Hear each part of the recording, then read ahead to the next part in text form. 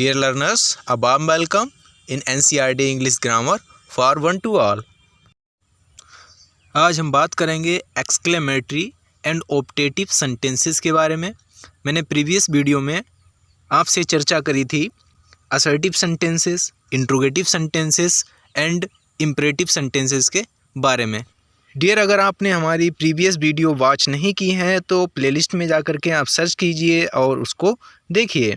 तो चलिए स्टार्ट करते हैं आज का टॉपिक एक्सक्लेमेटरी सेंटेंसेस से। चलिए, मैंने यहाँ पे लिख दिया EXCLAMATORY एक्सक्लेमेटरी सेंटेंसेस। देखिए डियर, एक्सक्लेमेटरी सेंटेंसेस क्या होते हैं, सबसे पहले ये हम समझ लेते हैं।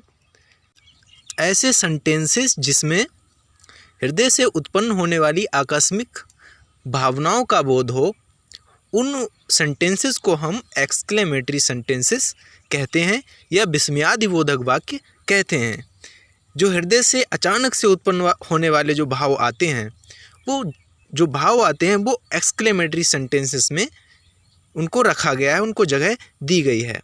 तो वो कौन कौन से भाव होंगे? या तो हमारा वो जॉय का भाव होगा, हर्ष का भाव होगा, खुशी की बात होगी, हैप्पीनेस हो सकती है, या फिर सारो हो सकता है यानी कि दुख का भाव हो सकता है, या फिर सरप्राइज़ का भाव हो सकता है, शोक SORROW सारो। चलिए, मैंने यहाँ पे लिख दिया सारो की फीलिंग हो सकती है, आश्चर्य हो सकता है SURPRISE सरप्राइज़ की फीलिंग हो सकती है। तो ये सब क्या हैं, हमारे हार्ट से कीन फीलिंग्स जो हैं आती हैं, वो सारी चीज़ें हैं जो एक्सक्लेमेटरी सेंटेंसेस में रखी गई हैं।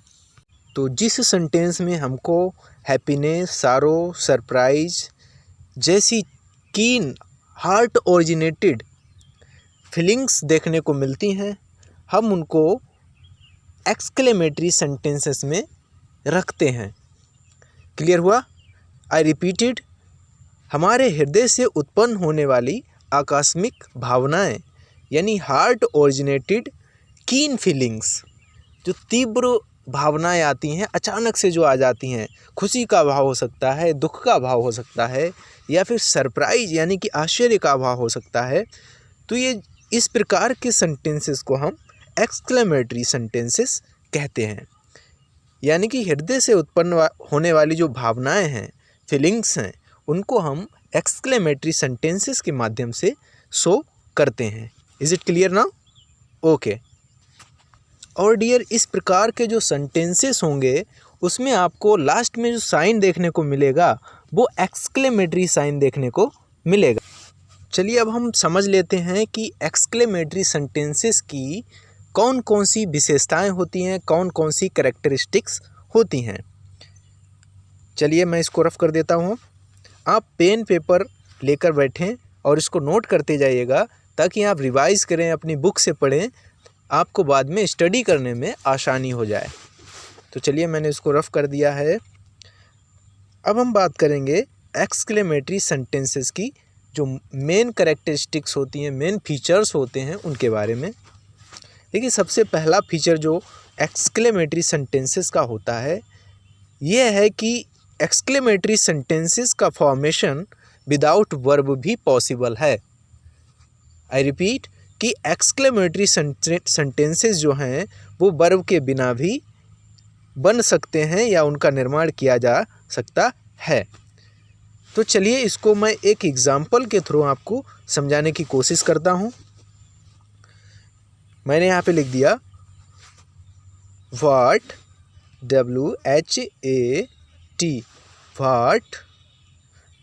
a fine weather, what a fine weather, और लास्ट में हमने साइन लगा दिया एक्सक्लेमेटरी का।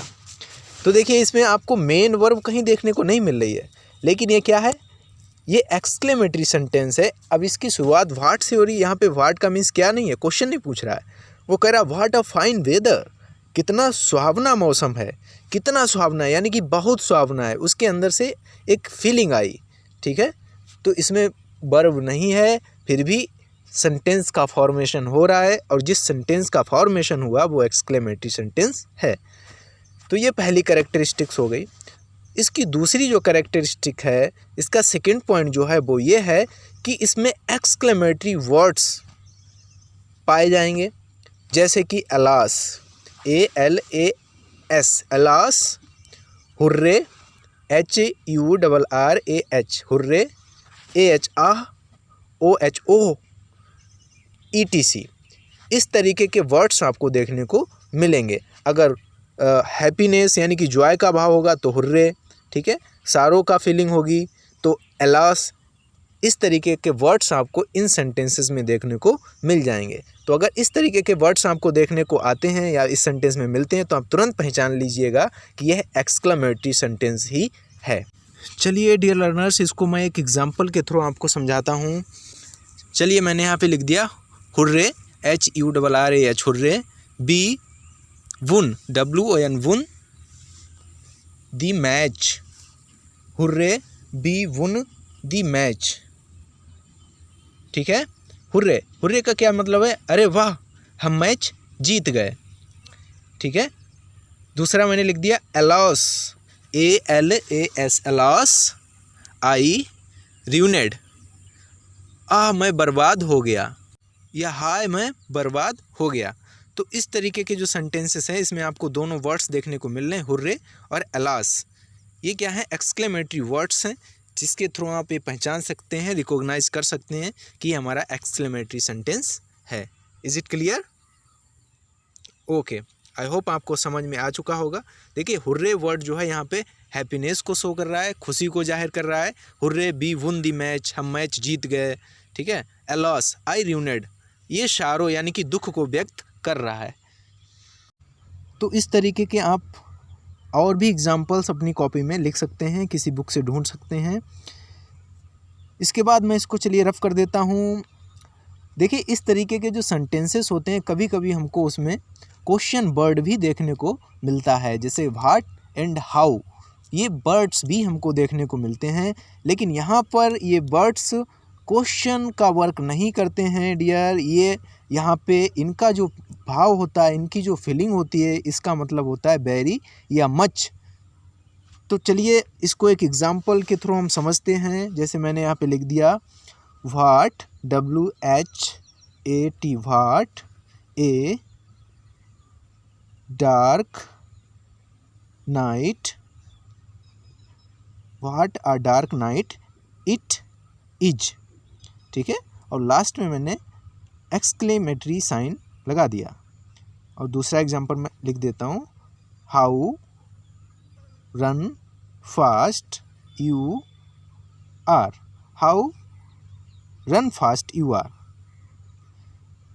What a dark night it is, ये कितनी काली रात है, how run fast you are, तुम कितना तेज दौड़ते हो। डियर यहाँ पर देखिए पहले सेंटेंस में व्हाट का यूज किया गया है। यहाँ पे व्हाट का मीन्स क्या नहीं है, वो क्वेश्चन नहीं पूछ रहा है कि what a dark night it is, कि ये कितनी काली रात है। वो कह रहा है, वो एक्सप्रेस कर रहा है अपनी फीलिंग को कि ये बहुत काली रात है। What a dark night it is, ये कितनी काली रात है, यानी कि बहुत काली रात है, ठीक है। दूसरे सेंटेंस में वो एक्सप्लेन कर रहा है, कह रहा है how run fast you are, तुम कितना तेज दौड़ते हो। तो इसमें वो क्वेश्चन नहीं पूछ रहा है कि तुम भैया कितना तेज दौड़े, वो बता रहा है कि तुम कितना तेज दौड़ते हो, यानी कि तुम बहुत तेज दौड़ते हो। Is it clear? ओके, देखिए यहाँ पे व्हाट और हाउ का मीन्स वेरी या ग्रेट से है। क्लियर हुआ? चलिए इसको मैं रफ कर देता हूँ। तो चलिए अभी तक हमने जो सीखा उसको एक बार समराइज कर लेते हैं। सबसे पहला पॉइंट मैंने बताया था, ये एक्सक्लेमेटरी सेंटेंसेस कौन से होते हैं।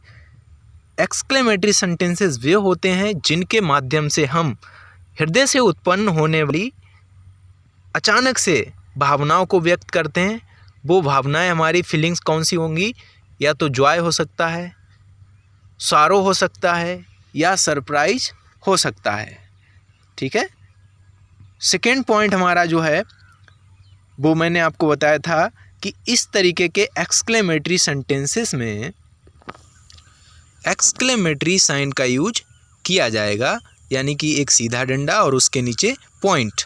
क्लियर हुआ? ओके। और थर्ड पॉइंट मैंने बताया आपको कि ये इस तरीके के सेंटेंस जो होते हैं विदाउट वर्ब भी इनका फॉर्मेशन हो सकता है।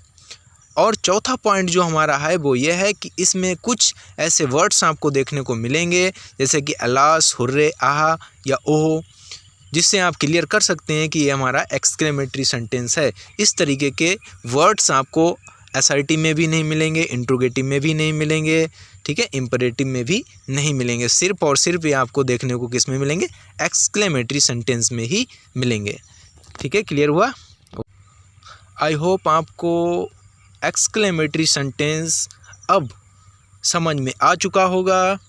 तो चलिए अब हम आगे बढ़ते हैं। इसके बाद हमारा जो नेक्स्ट टाइप ऑफ सेंटेंस आता है वो आता है ऑप्टेटिव सेंटेंस। चलिए मैं इसको रफ कर देता हूँ और यहाँ पे मैं लिख देता हूँ optative sentence. Okay, OPTATIVE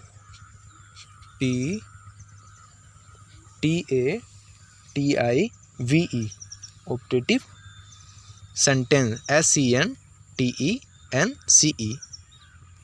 dear, इसको हिंदी में बोलते हैं इच्छार्थक वाक्य या इच्छा सूचक वाक्य। ठीक है डियर, इसके नेम से ही आपको पता चल रहा है कि इच्छा सूचक वाक्य अर्थात ऐसे वाक्य जिनमें अपनी इच्छा को जाहिर किया जाए। इस प्रकार के वाक्यों में या तो आशीर्वाद दिया जाएगा या अपनी इच्छा को व्यक्त किया जाएगा, किसी को श्राप भी दिया जा सकता है। तो इस प्रकार की भावनाएं जब किसी सेंटेंस में हमको देखने को मिलती हैं तो वो सेंटेंसेस जो होते हैं ऑप्टेटिव सेंटेंस के अंदर आते हैं।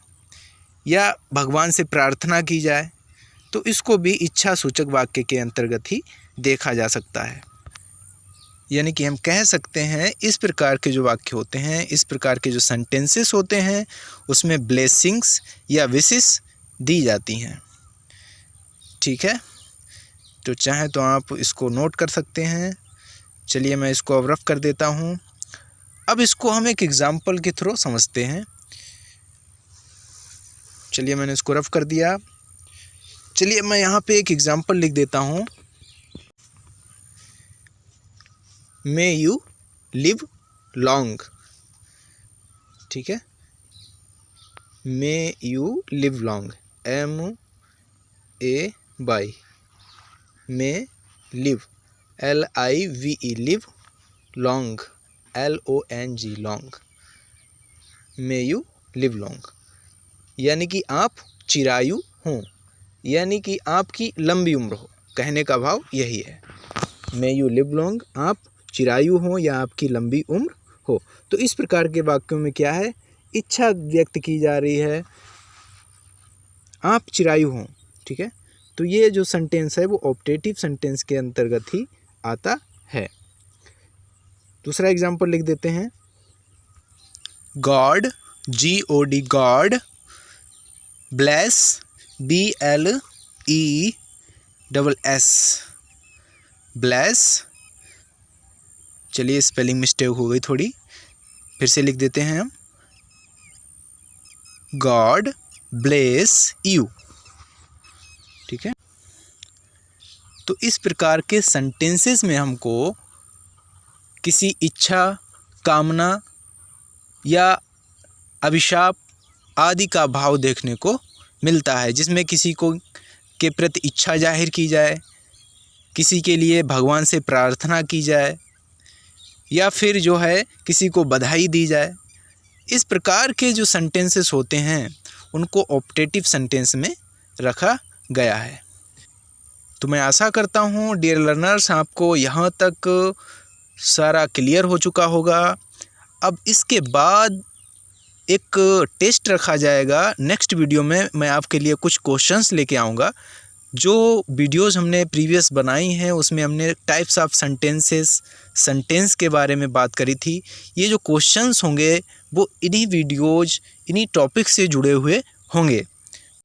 तो डियर, आप अपने आप को एनालाइज करने के लिए सेल्फ़ एनालिसिस के लिए हमारी जो नेक्स्ट वीडियो है उसको ज़रूर देखें, ताकि आप उसमें आप पता लगे आपको कि आपने कितनी प्रोग्रेस की है, कितना सीखा है।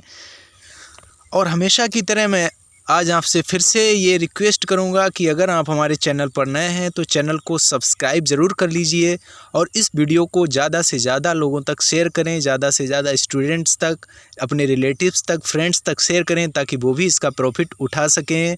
ओके, तब तक के लिए बाय बाय, टेक केयर। फिर मिलते हैं नेक्स्ट वीडियो में नए कंटेंट के साथ।